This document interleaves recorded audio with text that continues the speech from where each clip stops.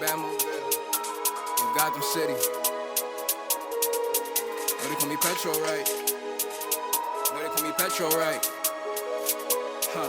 You ain't know they call me Petro? I'm in Gotham City in a Batmobile. Even though it get crazy, niggas don't talk like Swayze. When I shoot my shot, it switch, don't play me. We on that block from the night to the noon. Don't talk about that cause you know it's not cool. You thought they was lying, whole time they was telling the truth. You hang yourself and you ain't need a rope. Your party bustin', that shit not a coach. I switch it up so they call me the GOAT. Don't follow. What up?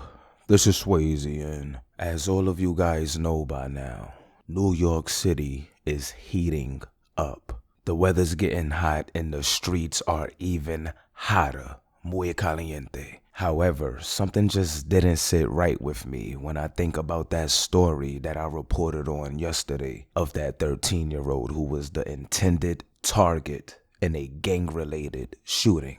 And I said to myself, a 13-year-old being the intended target is crazy, and I need to know more about this. So I did what every New York City police officer does when they want to know more about a shooting.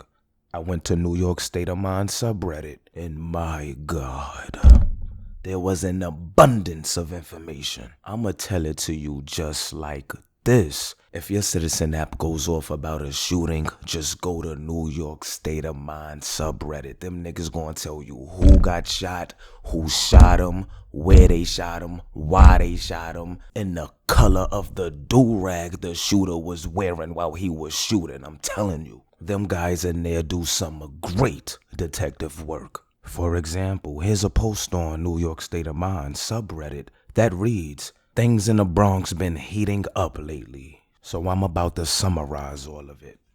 Bet. Let's see what you have, detective.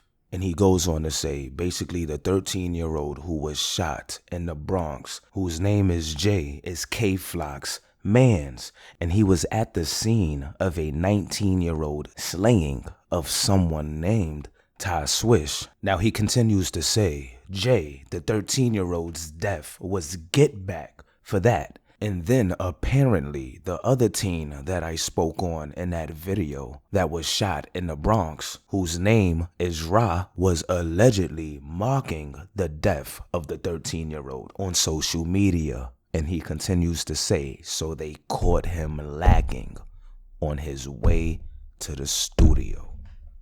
Wow, that is some riveting information. However, that is not where it ends, because the detectives on New York State of Mind are working overtime trying to crack this case. Now, somebody replied to that comment and said, also, they said Ra was at the scene of the 13-year-old's death. And he continues to say whether he upped it or not is irrelevant since he was there. Very interesting. Let me jot this down. They continue to say, exactly, not naming any sets, but they got back in less than 24 hours. Wow. This is remarkable. I was totally not aware of any of this.